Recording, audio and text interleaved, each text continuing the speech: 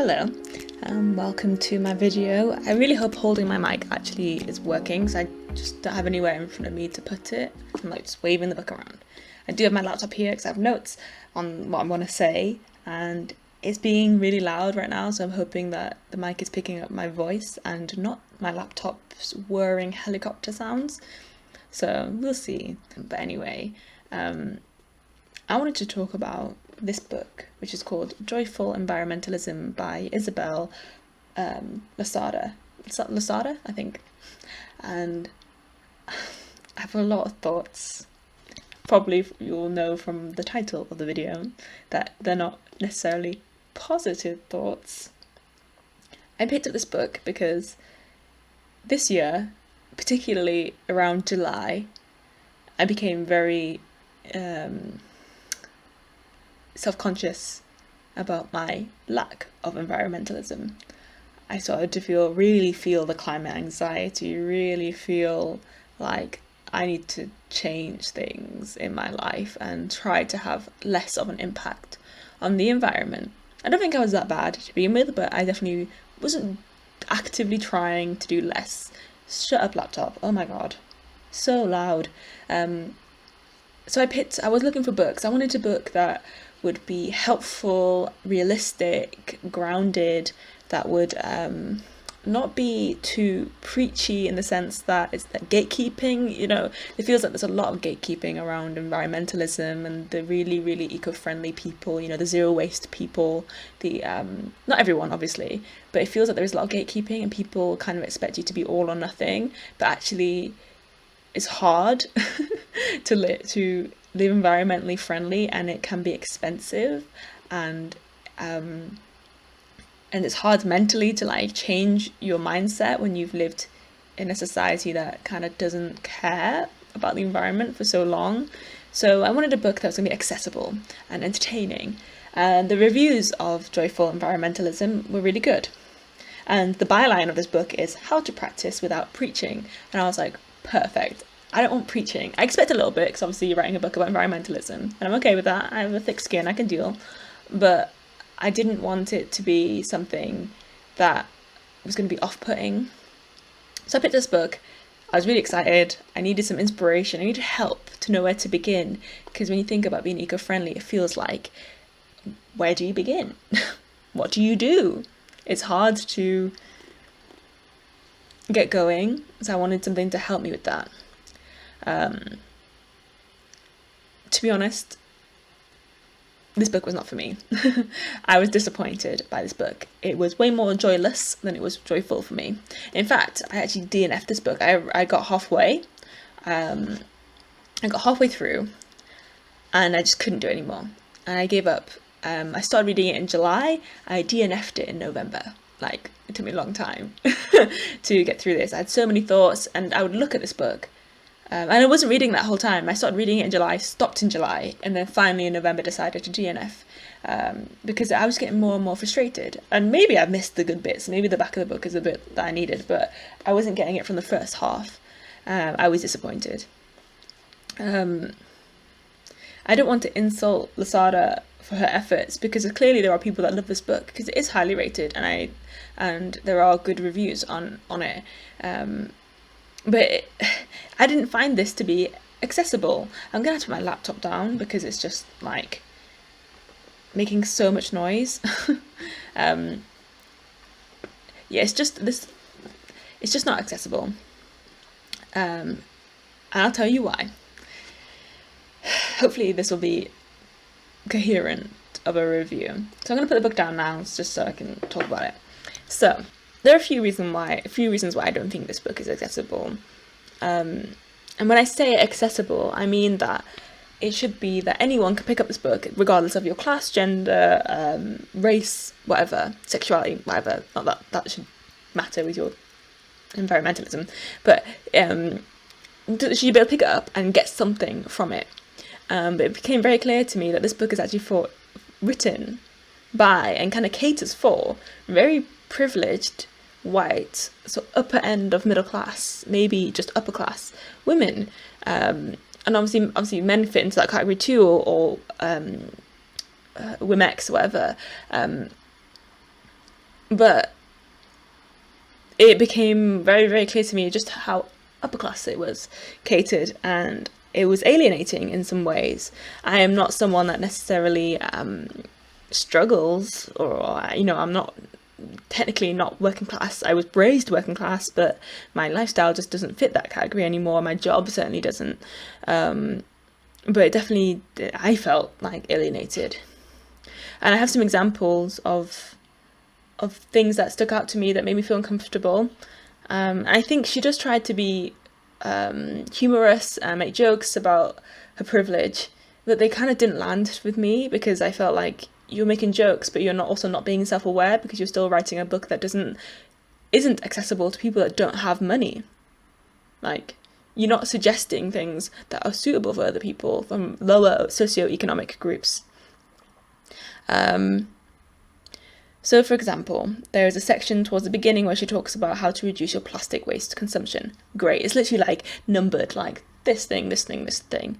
That was actually really good. Great. Okay. So she talks things like switching out, shampoo bottles or body wash bottles with soap bars, or refilling your food like lentils or whatever, and your even like soaps and stuff at a refill station or an eco-friendly shop, because every city has some. I live outside the city, like in a town, but we have one down the road, and you can refill all your anything, literally anything there, including like hand soap, washing up liquid, anything.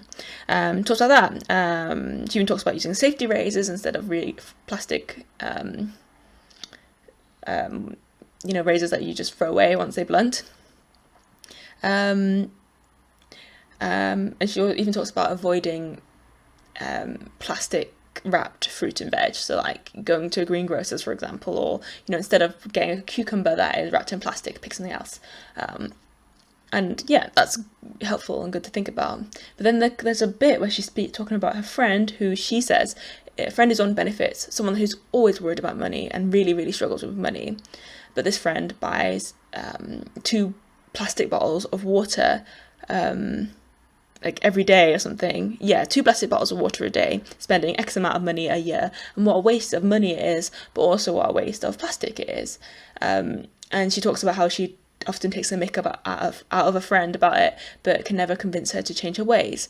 And I kind of was struck by this, because you have someone who is of a much higher class, someone that doesn't struggle for money necessarily, that has a different lifestyle, kind of not trying to empathize or understand with her friend who is on benefits, who worries about money and struggles with money, and doesn't try to understand why purchasing the bottled water is important to her. So, for example, I was thinking about, if you are someone that can't afford a lot of the pleasures in life, like eating out, or can't afford to have nice things, can't afford new clothes, or I don't even know, just anything, can't afford the luxuries that a lot of us take for granted because money isn't as high of a stress, even though money is definitely stressful. I'm not saying that I don't worry about money, but definitely I'm not on benefits, so I don't have that strain, I don't have that all that stigma around me. So if you're thinking about that, I couldn't help but think, well, maybe buying plastic bottles of water is a luxury for her friend. It's something that makes her feel good, or is something that's important to her, because it's one thing she can buy herself that is new and nice and not bad for you. It's water, it's not bad for you, even though we live in a country that's very privileged to be able to drink our tap water straight from the tap and not worry about it. And not that everyone does, but it's fine, it's tap water. And I was a bit like, well, Losada complains about her friend, but as an upper middle class white lady, you don't know why your friend does this or why it's important, and why aren't you trying to understand? Why aren't you trying to think of other ways for your friend to maybe be more environmentally friendly that's actually suitable for her? Because you're asking her to give up something that she obviously enjoys doing,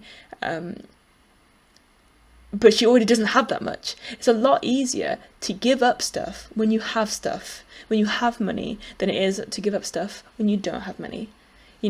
It's like, when you think about minimalism, when you see people saying, I'm going to be minimalist for a month or whatever, it's usually people that have money and have stuff, or people that aren't necessarily struggling. I'm not saying you're going to be wealthy, but you're not struggling. It's a lot easier to be like, I'm not going to do this because I'm going to throw away loads of stuff, or I'm going to put stuff in storage. I don't want it. But if you're someone that doesn't have a lot, it's different. It's not the same. And it can really impact on how you view things and why you need things in your life. So that's the first sort of indication that I was like, I'm not super happy about this. The next thing that stuck out to me was that she talks about going to an Extinction Revolution meeting group thing because she participates in a protest. And obviously Extinction Revolution are a very major environmentalist group in the UK that I don't know if they are anywhere else in the world, but as far as I'm aware, UK, that really are trying to get the government to change, and I think that's a very positive thing. They have a lot of strict rules about their membership and blah blah blah blah. And she went to a meeting, and in this she briefly acknowledges that, oh, there's not many like people of colour here, mainly just white people, and she just moves on. And she goes, oh, but there's kind of a mix of class, and I was like, wait, what? You're not going to talk about why? Why is it mainly white people? Why are you not thinking about people of colour in this book? Is environmentalism, as portrayed by Losada, accessible to people of colour? What are the limits? Because especially in our society, people of colour are more likely to be of lower classes, lower socioeconomic groups. They're a marginalised part of the population. You're more like overrepresented in mental health statistics and overrepresented in prisons and blah blah blah blah. It's like there's something's going on if environmentalism isn't accessible to everyone. If it becomes so whitewashed, something's wrong. And I don't know what's wrong, and I don't know what the answer is. But I wasn't writing a book about it, so I'm annoyed that she didn't talk about this more. Consider it more. Maybe she did later in the book, I don't know, because I didn't bother fucking reading it, but I was like shocked that she just was like, oh well. And that's such white privilege to be able to go, there's not many brown people here, oh well. Like, I don't get to go, oh well, with racism or racial injustice or like with racial difference. I don't get to just go, oh well, So you shouldn't either. You're the one writing this bloody book. You need to talk about it and think about it. Think about it. Or at least show that you're thinking about it. Ugh, I was so frustrated. Yeah. And the last sort of thing that really stuck out to me, not even the last thing, one last thing I want to mention before this video ends up being like 100 hours, was that she talks about her friend, sort of, rather than taking her kids to school on school run in her car, buying a bike for a secondhand for $1,000 with a cart, and then cycling, it's like an electric bike or something, cycling her kids to school, and how like more people need to do this, more parents need to do this, why aren't parents doing this, driving to school is such a waste of petrol and emissions and blah blah blah, and exercise is so good, and I was like, no point does she acknowledge that not everyone can afford to just drop $1,000 on a bike, or more, depending on the bike. Yes, it might save you in the long run because you're saving on petrol and car tax and blah blah blah. And wouldn't it be great if everyone could just get rid of their cars? But not everyone can. Some jobs are car dependent. I've had a job, not anymore, but up until 2020, my job was in the community in Huddersfield, and I don't live in Huddersfield, I live in Leeds, so that's quite a distance. I had to drive to some very remote areas to see the people I was working with. So I could have done that on public transport. I could have tried to do it on public transport, but I would not have been a happy bunny, and that would have been too expensive. So some jobs require cars, and some people who already have cars, so they already like kind of paid them off or are paying them or already had that in their budget, can't necessarily just pay $1,000 up front. Not everyone has savings. Not everyone, especially people with kids, probably don't have the money to be like, I'll just buy a bike for $1,000. Why don't you make other suggestions? And I'm not saying she's wrong what she's saying. She's right. Yeah, it is a waste of petrol. The carbon emissions suck. It's not good. But can you not write something like a step in between? Like there must be in between bits between driving and having a bike. There's in between bits. Like for example, I could think of things off the top of my head. Like why don't you suggest, driving part way to school and then walking the rest, like parking a few streets away and walking the rest. That way you're not stuck in the school traffic, you're not, blocking up outside the school and getting all carbon emissions out in front of the kids' school, so they're not going to be breathing out in, and you're getting some exercise with your kids, or you're giving your kids some exercise if you just send them out of your car. That's an in-between step, reducing the amount you're driving and increasing the amount walking. That's a good thing, especially if your kids if you live far away from the school and there isn't a school bus or whatever. So there are in-betweens, there are steps leading up to each thing. You don't have to be the extreme. It doesn't have to be all or nothing. Ideally, we would all be super environmental, perfectly eco-friendly, plastic-free warriors, but we're not. And we're not living in a society that's built like that. You have to be accessible and make steps. And if your environmentalism book isn't accessible to everyone, then what's the point? If you can't be joyful for everyone, then what's the point? If we're not going to make the environment and the way we live accessible for everyone, then why are we bothering? We don't deserve to have it at all. We don't deserve a planet if the planet's only going to be for wealthy white people. That's not the kind of planet I want to live on. So we need to try harder. And I'm not trying to shit all over her and people that enjoy this book, because I got something out of it. I got passion and rage, and I did have some good ideas. There's some things in there that I did take away and I did think, sick, that's a good idea. But more often I felt irritated and left out and excluded, and I felt guilty and bad for the people that I know that couldn't necessarily do this. There are people in the world, in my life, people I care about, that are of lower socioeconomic groups that definitely can't do half the things she's talking about. So what?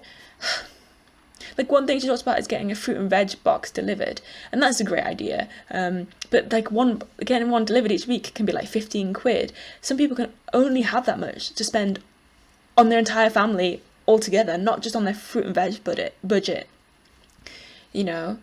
Like shopping in Aldi may have a lot of plastic, but Aldi is far cheaper than this luxury veg box you're getting delivered for 15 quid each week, which, that's pretty good. But in my opinion, I don't want to spend that much on one part of my food consumption, and one area of my diet.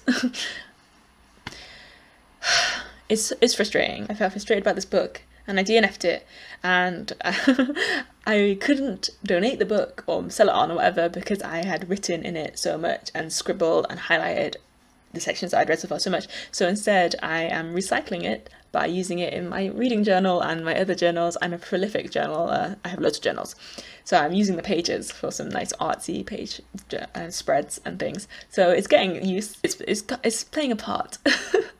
So I haven't had to buy some pretty printed pages, craft pages or whatever off online. I've recycled, so it's come in use.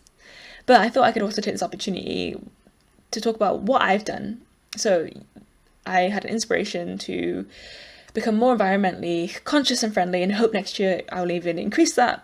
But I've been taking steps recently to be more environmentally conscious, and it is something I think about frequently.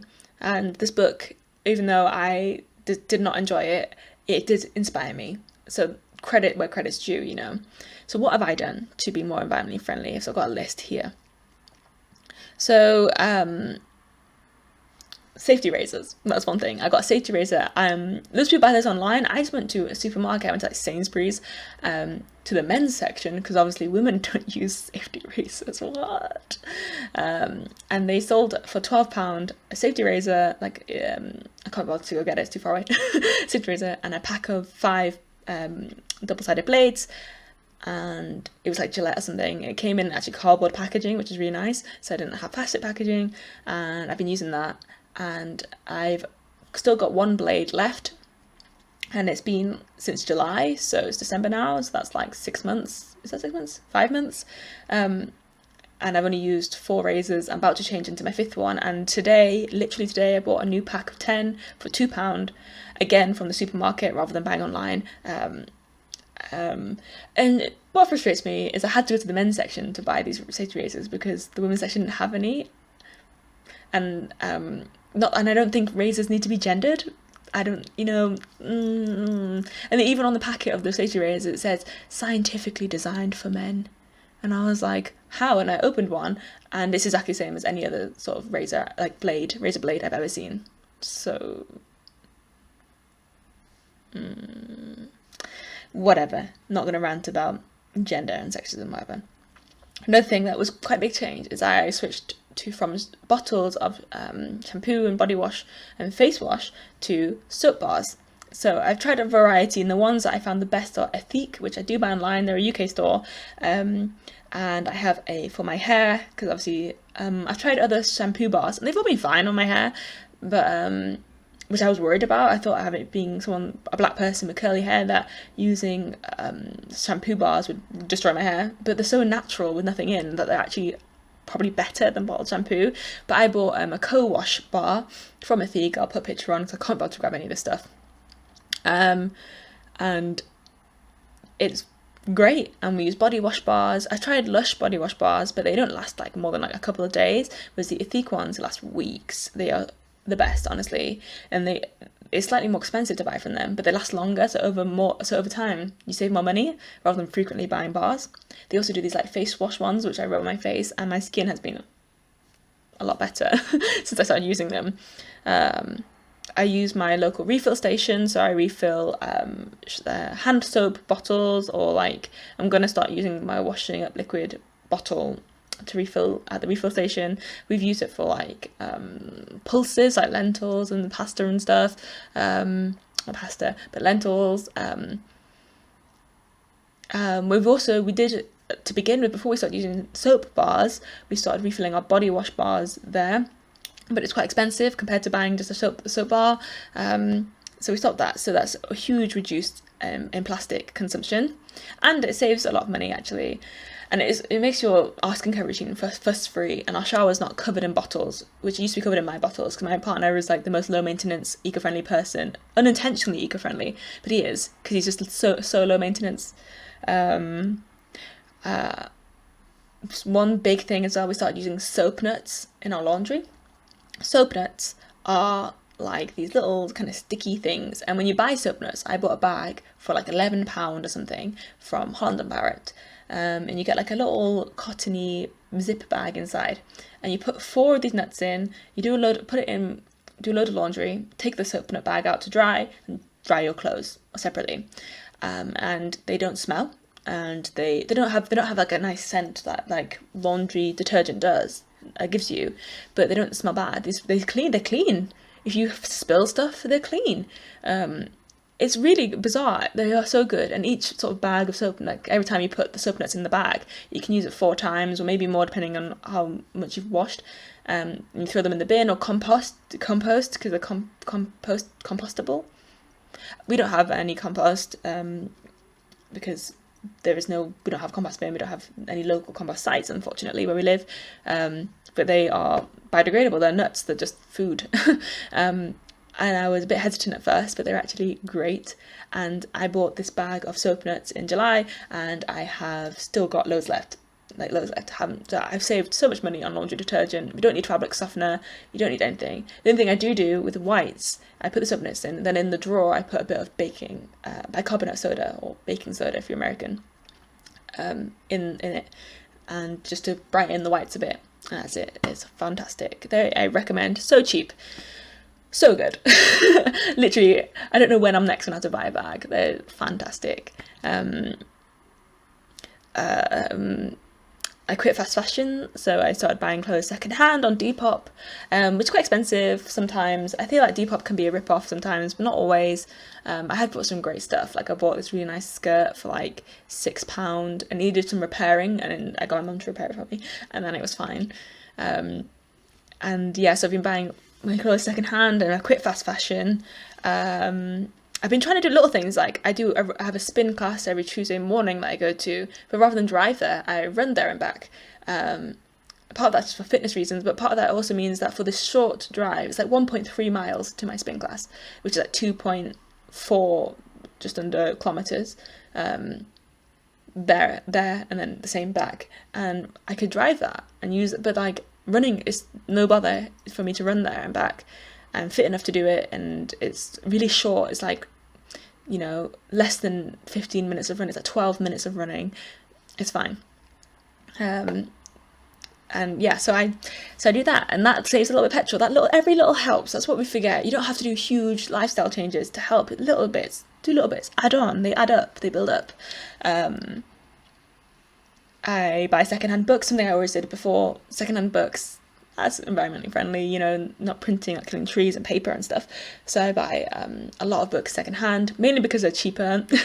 There's quite a few online UK bookstores. I use World of Books, which is called WOB now, and I love them. Their books are quite cheap.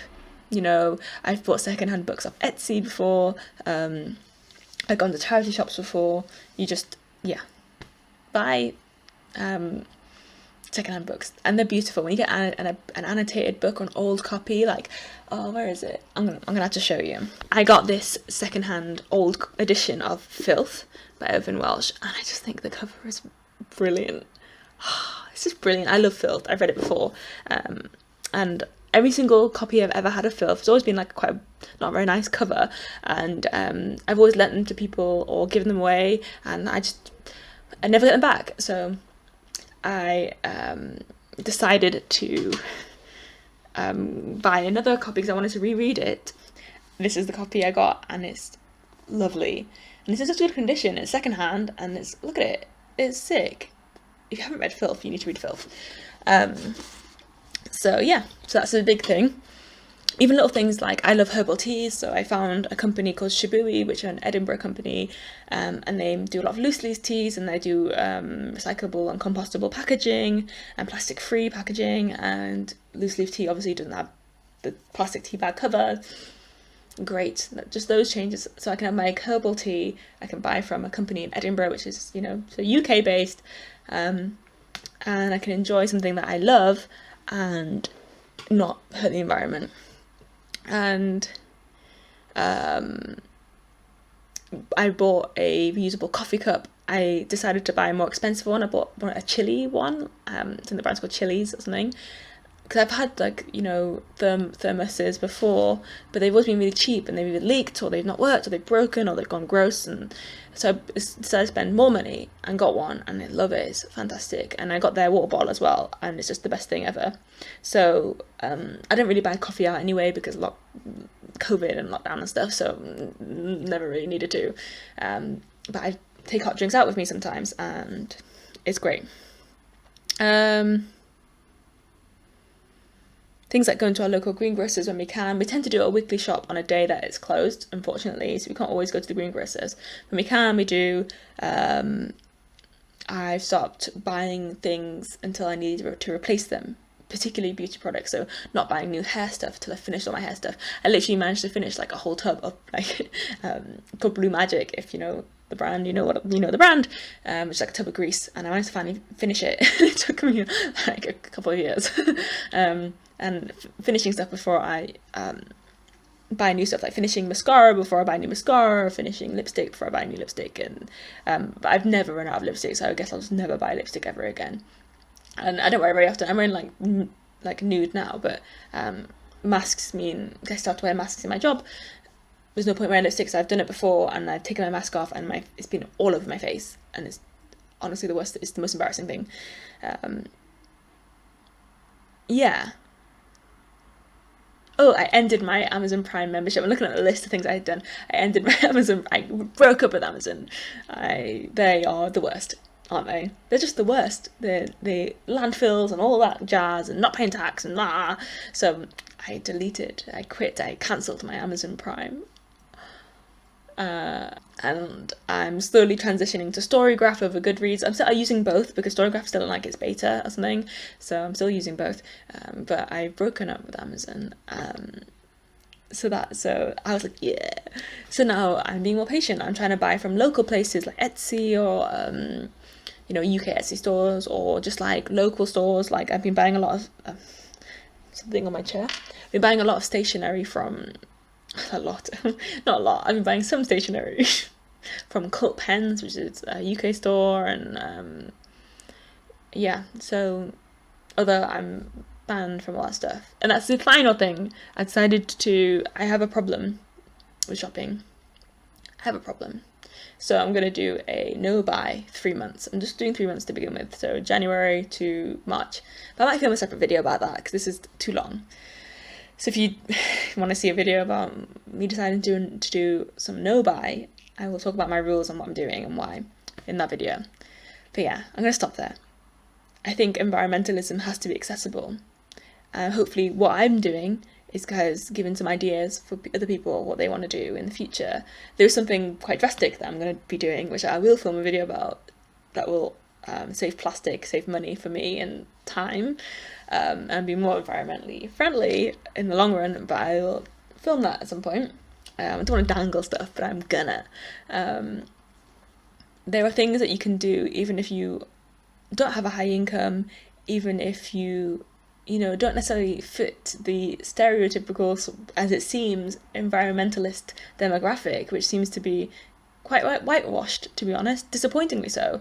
And there are things you can do, and it's about finding the right books. And if anyone knows a good book that I might actually enjoy about environmentalism, I really want to read it, because I do want to be more and more eco-friendly. I want to have less impact on the planet, and I want other people to do it if they want to and if they feel able to. And I think little changes are important, not drastic ones, as good as they are. Like, people that live zero waste lifestyles, like, kudos, like, wow. I had so much admiration. But I know that I'm not there yet. My partner's not there yet, and my family's not there yet, and I just need to do little things. I need help, and I don't think it should be this keeping bullshit and putting people down who aren't ready or can't, so whatever. Yeah, that's it. Thanks for watching. See you around.